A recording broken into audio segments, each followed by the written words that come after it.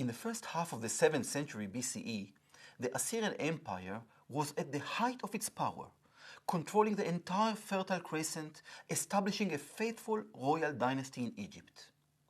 We will meet this Egyptian dynasty very soon in the next unit of this course. It seems that there was no power in the world that could stand against the Assyrian Empire's military might. The age of the Pax Assyriaca, the forced Assyrian peace all over the world, was the major reason for the flourishing of the economy and commerce in the region of Syria, the land of Israel and Transjordan. Strong intercultural connections were forged. However, within several years, the Assyrian Empire collapsed and fell, never to rise again. In all the ancient history, this was one of the most impressive and renowned falls, a rapid military process where a great power failed and crushed from the height of its influence, might and wealth within a short time, subsequently disappearing totally from the stage of history. A singular Babylonian document explains the destruction of the Assyrian Empire as the revenge of the gods for the previous subjugation of Babylon and the destruction of the Babylonian urban centers and temples. This explanation is well known and familiar from many biblical explanations for destructions and punishments of Israel's enemies. Historically, the Assyrian Empire fell in the wake of its failure to solve what scholars define as the Babylonian problem. The Assyrian failure to put an end to the repeated revolts that broke out in Babylonia, which had intensified during the reign of one of the last Assyrian kings, Sin-Shar-Ishkun. He ruled between 627 and 612 BCE. Leaving aside theological and political explanations, focusing on the historical facts, it seems that the starting point for the historical process, which ended in the fall of the Assyrian Empire, is the death of the Assyrian king Ashur-etel-Ilani in 627 BCE, the son and successor of Ashur-banipal after only 4 years of rule. His son and heir, Sin-Shar-Ishkun, succeeded to the throne, but a short time later, Sin-Shumlishir, one of the generals in the Assyrian army, revolted against him. Sin-Shumlishir succeeded in taking control of the cities in northern Babylonia, among them Babylon and Nippur, and he apparently ruled in Babylon for 3 months before being defeated by the army of Sin-Shar-Ishkun. One may assume that Nebuchadnezzar, who will shortly become the first king of the Neo-Babylonian kingdom, made use of those events to strengthen his power in southern Babylonia. There are some clues, and we can speculate that there was a treaty between the different rivals of the Assyrian king Sin-Shar-Ishkun, the Babylonians and the Assyrians, between Nabopolassar and Sin-Shumlishir, and it can be that they collaborated in the revolt against Assyria, each from the territory where he ruled. It can be, however, that Nabopolassar only exploited the revolt by Sin-Shumlishir to strengthen his power. In any case, only after the fall of Sin-Shumlishir, Nabopolassar initiated a revolt of his own against the Assyrians. In the Babylonian Chronicles, we have detailed report on the events of these years, including exact dates. From the report in the Babylonian Chronicles, we know that in the summer of 626 BCE, in parallel with the assault on the city of Nippur, the armies of Nabopolassar conquered Babylon from the garrison of Sin-Shar-Ishkun, who was camped there after suppressing the revolt of Sin-Shumlishir, which has ended several months earlier. The Assyrian response came very soon after. A few weeks later, during the months of Tashritu, around October 626 BCE, the Assyrian army managed to reconquer Nippur and to pursue Nabopolassar to Uruk without succeeding in conquering the city. At the same time, another Assyrian force was sent out to reconquer Babylon. However, this force was defeated by Nebuchadnezzar's army.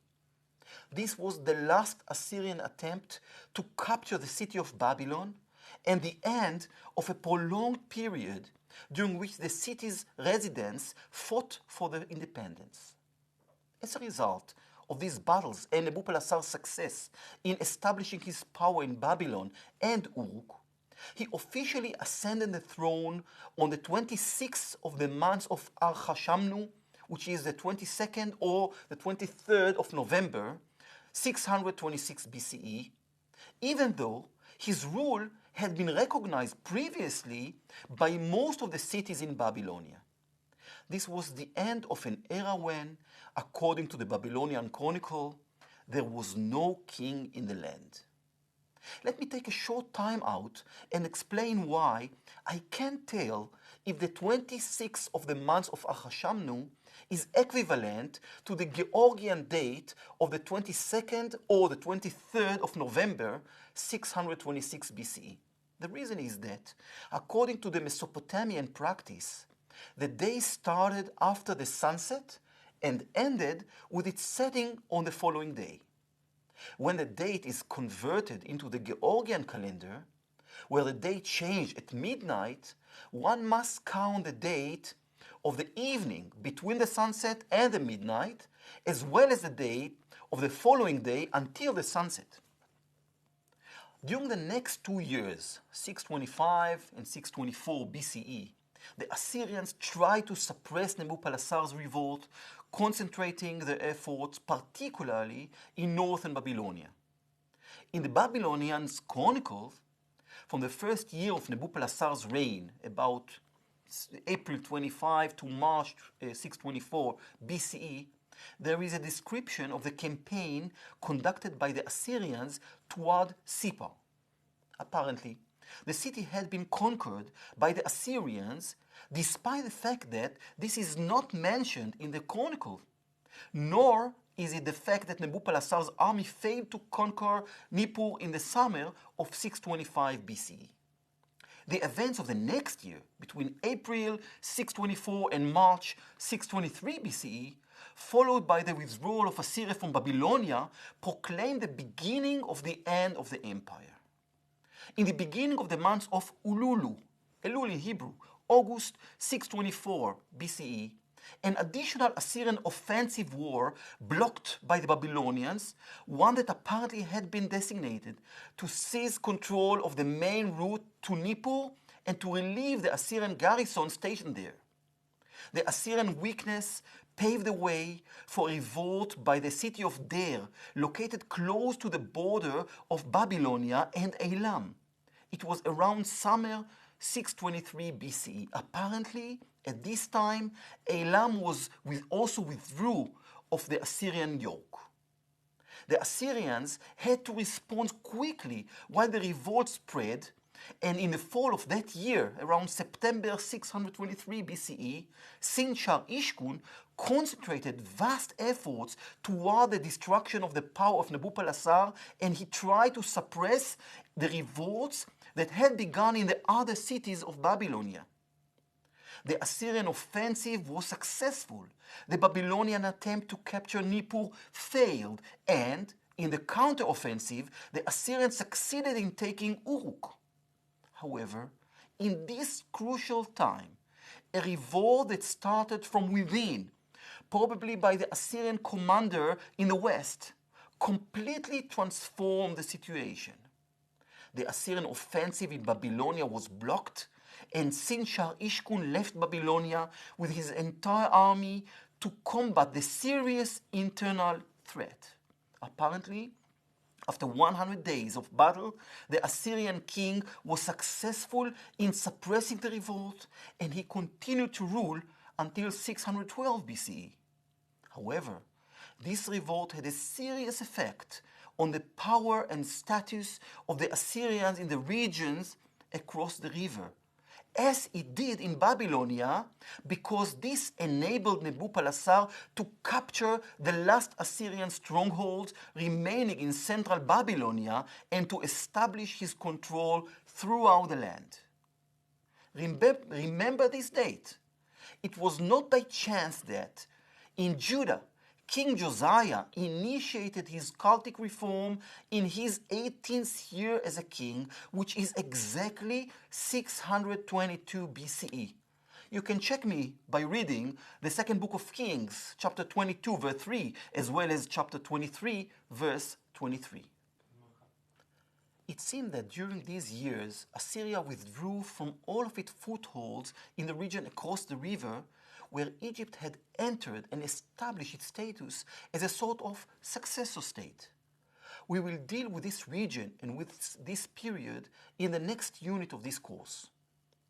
At the end of October 622 BCE, the Babylonian siege of Uruk had begun, and after several setbacks, when the city passed from hand to hand during the year 620 BCE, it ultimately fell to Nebuchadnezzar. Nippur was apparently also conquered at that same year. Thus, Assyria was driven back from its last outposts in Babylonia, and Nebuchadnezzar was able to firmly establish his rule over the entire country. From that moment, the Babylonian kingdom developed rapidly and within several years was able to take part in Assyria's final annihilation. The next clay tablet of the Babylonian Chronicle is the so-called God Chronicle that was published already in 1923 AD. It describes events between the 10th and the 17th year of Nebuchadnezzar's rule, which is between 616 and 609 BCE. According to the description in the Chronicle, in the late spring and over the summer of 616 BCE, the Babylonians were successful in pushing the Assyrians back toward the middle Euphrates and reaching the Balich River. At this stage, the Egyptian army arrived to the aid of Assyria.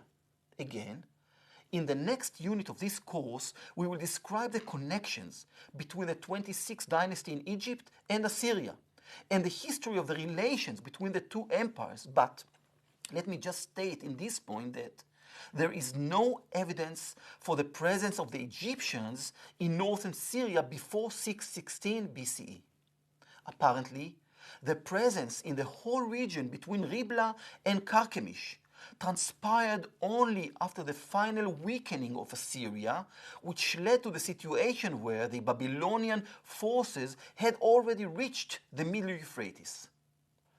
In any case, the Egyptian king Psammetichus I, who ruled between 664 and 610 BCE, was in the middle of the process of establishing his rule over the coastal regions of Syria, Lebanon, and the land of Israel.